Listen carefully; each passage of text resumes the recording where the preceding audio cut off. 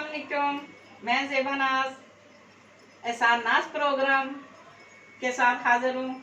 आज हम ईद के पहले दिन आप सबको देखने वालों को ईद मुबारक और अल्लाह ताला आप सबको ऐसी हज़ारों खुशियाँ नसीब करे जो आप सब और हम इकट्ठी बैठ के मनाएं। और दूसरी, आज हम एहसान नाज साहब से भी ईद के मौजू पे ही बात करेंगे। हमने पहले बहुत सारे मौजू कोरोना पे भी किए, चोरों पे भी किए और लूट मार करने वालों के भी ऊपर किए, लेकिन आज हमारा मौजू सिर्फ ईद पे है। आज हम एहसान नाज साहब से पूछेंगे कि ईद कोरोना के हवाले से और ये जो जहाज क्रैश हुआ है कराची, लाहौर से कराची जाने वाला, उसमें जितनी वफात हो गई है, जितनी फौतगी हो गई है, जितने लोग मर चुके हैं, हम उनके साथ बिल्कुल साथ खड़े हैं, उनके दुख में शामिल हैं और उनका दुख हम भुला नहीं सकते। लेकिन दुनियादारी है, सारे मामला इसी तरह ही चलते हैं। तो आज हम एहसान साहब से पूछेंगे कि क्या वो इस पे कैसे रोशनी डालते हैं। जी एहसान साहब, ईद मुबारक। खैर मुबारक। कैसे हैं आप? ठीक है। मैं बिल्कुल ठीक। आज तो ईद का दिन है और आप कैसे ईद, पहले तो मैं ईद के बारे में बात करूंगी कि कैसे ईद कैसे मनाई आज आपने। मैं सब देखने वालों को और सुनने वालों को अपने दिल की अथाह गहराइयों से दुखी दिल के साथ, रंजीदा दिल के साथ ईद मुबारक कहता हूँ, क्योंकि कोरोना ने हमारे सारे मामला को धर्म भरम कर दिया। बेरोजगारी, महंगाई और दीगर मसाइल ने हमें तो पहुँचा हुआ है। और ऊपर से ये जो PIA का हौलनाक हादसा हुआ है लाहौर से कराची जाते हुए कराची शहर में, और में से 100 से ज़्यादा जानें उसमें चली गई। जान तो हर कीमती होती है, लेकिन ये जिस वक्त पे ये हादसा हुआ है, ईद का दिन था, लोग ईद मनाने के लिए अपने घरों को जा रहे थे और वो जिस तंग गली में कराची में हुआ है, वो भी बहुत बड़ी एक अलग सी कहानी है।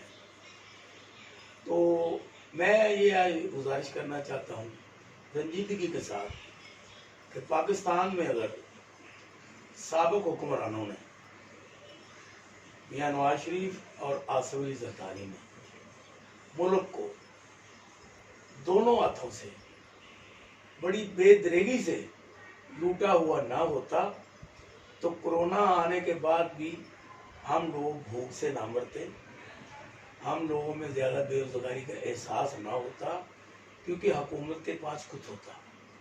लेकिन यहाँ तो आबे का आवा बिगड़ा हुआ है, ना हुकूमत के पास कुछ है, ना पाकिस्तान की कोई 70% लोग हैं जिनके पास कुछ नहीं है, और इनमें से 50% लोग ऐसे हैं जो दिन को खा लें रात को नहीं होता, और रात को खा लें दिन को नहीं होता, और 25% तो ऐसे लोग हैं जिनके पास होता ही कुछ नहीं। उन्होंने मांग तांग के दाएं बाएं देख के इसी में गुजारा रखा हुआ है। ये उनकी गलती नहीं है, ये हुक्मरानों की गलती है, ये दौलत की तकसीम गलत है। तो ईद नाम है खुशी का जी। जब आपके पास पैसा ही नहीं है, जब आपके पास वसाइल नहीं है, जब आप कहीं आ नहीं सकते, जा नहीं सकते, क्योंकि आने जाने पे भी पैसे उठते हैं, मिलने मिलाने पे भी पैसे उठते हैं। लेकिन पाकिस्तान में इस वक्त मैं जो हकीकत से बयान करना चाहता हूँ कि लोग अंदर के अंदर मर रहे हैं, लेकिन वो बता नहीं सकते क्योंकि गैरत है। बिल्कुल ऐसी बात है। मैंने आज मियां खुर्शीद महमूद कसूरी, जो कि साबिक वज़ीर ख़ारिजा हैं, बहुत बड़े कौमी रहनुमा हैं, सियासी रहनुमा हैं मुल्क के, उन्होंने बड़े बड़े मसाइल हल किए, बीकन और स्कूल सिस्टम के मालिक हैं। इस कोरोना ने हमें एक दूसरे को मिलने से मना कर दिया। आज 3 माह हो गए हैं, जबकि मियां खुर्शीद कसूरी हम डेली मिलते थे, डेली बातें करते थे, सियासी तौर पर, मजहबी तौर पर, लिसानी तौर पर, एजुकेशन के हवाले से और घरेलू हालात के हवाले से हम 3 माह से एक दूसरे को नहीं मिल सकते। आज ईद का दिन था, मैंने उन्हें कॉल की, उन्होंने बड़ी अच्छे तरीके से वेलकम किया, बात की। मैंने कहा रसूल साहब मैं आपसे मिलना चाहता हूँ। उन्होंने कहा एहसान कि मैंने सोशल डिस्टेंस रखा हुआ है और मैं किसी से भी नहीं मिल रहा। आप तो हमारे अपने हैं, मैं किसी से भी नहीं मिल रहा। तो देखो ये एक सिस्टम है, निज़ाम है कि हम लोग आपस में मिलने से दूर हो गए हैं। ये सोशल डिस्टेंस का नाम लेके ना हम आपस में दूर हो गए। बहुत एहसान साहब, ये रंजीदा बात है कि हमारा जैसे मज़हब है, हमारा जैसे कल्चर है, हमारा जैसे एक मॉस्फेयर होता है कि ईद के दिन जब हम एक दूसरे से गले ना मिले, एक दूसरे को मुबारकबाद ना दे, तो हम समझते हैं ये मुबारक अधूरी है, हम ये मिले नहीं है तो इसने हमें मुबारकबाद नहीं की। लेकिन खुदा का करना ऐसा है कि इतना डिस्टेंस हो गया है, कि इतना फर्क पड़ गया है, कि बेहिस्सी इतनी ज्यादा बढ़ गई है कि हम एक दूसरे को मुबारकबाद कहते और इतना डिस्टेंस रखते।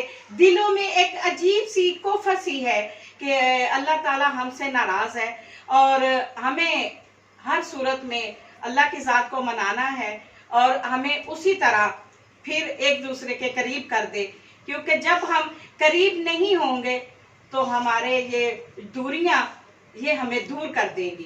क्या कहते हैं साथ साथ? मसला ये है कि ये जो दूरी, लोग एक गाना था ना, आए है ये मजबूरी, ये नौकरी और ये दूरी, मेरा सावन बीता जाए। मुझे वो गाना भी सही नहीं आता। तो मसला ये है कि ये सिस्टम ऐसा बन गया है, एक तो लोगों के पास पैसा नहीं है, जी बिल्कुल, दूसरा बेरोजगारी है और घर से बाहर नहीं निकलना। बिल्कुल बिल्कुल। तो ये वो कहते हैं ना, एक वो बंदा जिसको मारता है ना कोई, वो रोता है ना, तो वो कहता है रोते हो क्यों? तो यहाँ वो ऐसे उसका गला दबाए तो वो आंखें निकालता है, तो कहते हैं आंखें क्यों निकालते? वो भाई जिसको आप गला दबाएंगे वो आंखें नहीं निकालेगा तो क्या करेगा? जिसके पास खाने पे कुछ नहीं वो रोएगा नहीं तो और क्या करेगा? और ये जो आपने ईद की बात की है ना, ये ईद उल फितर जो है ना, ये रमजान का जो महीना है ना, अल्लाह ताला ने इसको बड़ा बरकत महीना बनाया। जी बिल्कुल। और हमें सबसे बड़ी जो अल्लाह ताला ने नेमत दी पाकिस्तान, वो भी रमजान को हमें रमजान को अता हुई है। और ये कोरोना में भी रमजान में आया है और ये जहाज क्रैश भी रमजान में हुआ है। तो ये अल्लाह ताला की कुछ इसमें अपनी एक वो अंदरूनी कहानियां हैं, वो बेहतर जानता है कि वो क्या कर रहा है। लेकिन मैं सिद्ध दिल से ये बात कहना चाहता हूँ कि पाकिस्तान में किसी किस्म का कोई कोरोना नहीं है। इट इज़ माई फीलिंग, क्योंकि मैं अपने जितने लोगों को जानता हूँ जिनसे मेरी मेल मुलाकात है और उनकी जिनसे मेल मुलाकात, जिससे भी पूछा भी है आपके दाएं बाएं किसी को कोरोना, नथिंग, कहते हैं सब नथिंग। तो मैं कैसे मान लूँ कि कोरोना है कोरोना है कोरोना है कोरोना है? तो अल्लाह ताला महफूज फरमाए। अल्लाह ताला करे कि हमारी ये बातें बिल्कुल कबूल करे अल्लाह ताला, ना हो। लेकिन जब मुसलमानों का अकीदा पक्का है कि मुसलमान को कोई बीमारी नहीं छू सकती जबकि उसका ईमान पक्का है। लेकिन एहसान साहब, आज हम बहुत संजीदा बात कर चुके हैं। आज मुझे बताएं कि सुबह ईद नमाज पढ़ के आपने कैसा डिस्टेंस रखा, लोगों से ईद मिले? मैंने आज टीवी में तो देखा है कि लोग मुसाफा भी कर रहे हैं, शेक हैंड भी कर रहे हैं और सेवियां भी इकट्ठे बैठ के खा रहे हैं और मेरे ख्याल से कोई फर्क नहीं था। देखो मैंने भी खुद ऐसे किया है, मैं सबसे मिला हूँ, गले में मिला हूँ, शेक हैंड भी किया है, एक दूसरे को प्यार भी किया है, मोहब्बत भी की है और घर में भी ऐसे ही हमने किया है, क्योंकि हमने तो कोई इसमें कमी नहीं रखी कि ये कोरोना है। अच्छा बाकी लेकिन दिल में ये अफसोस ज़रूर है, परेशानी ज़रूर है कि यार ये वबा इतनी फैली हुई है और ये ऊपर से ये प्यारे का हादसा है, इसने खुदा को सोगवार किया है। और मैंने अपने मस्जिद में ये दाएं में आते जाते किसी को नहीं देखा जो कि खिलखिला रहा हो, नहीं, बड़े जो हंस रहा लोग हैं, जो सब रंजीदा है, पशेमानी माथे पर भी छाई हुई है, अपने वजूद पर भी छाई हुई है और यही आज का सिलसिला था। तो अल्लाह ताला हमें आइंदा जो ईद उल फितर आनी है उसमें हमारे लिए कोई बेहतरी पैदा करे। और इमरान खान साहब की हुकूमत के आने के बाद अब तक बेहतरी को पैदा तो नहीं हुई, लेकिन उम्मीद पे दुनिया कायम है। और जिस तरीके से अब इन्होंने ये दावा किया है कि जिन लोगों ने मुल्क की दौलत की मूठा हम वापस लाएंगे, 2 साल हो गए, 2 साल बड़े होते हैं। अब लिफाफी बातें नहीं चलती, लफाजी नहीं चलती, अमल करके दिखाएं। और इन लोगों की गर्दनें पकड़ के इनको नोचें और इनसे पैसे लें। चलिए, शुक्रिया सान साहब।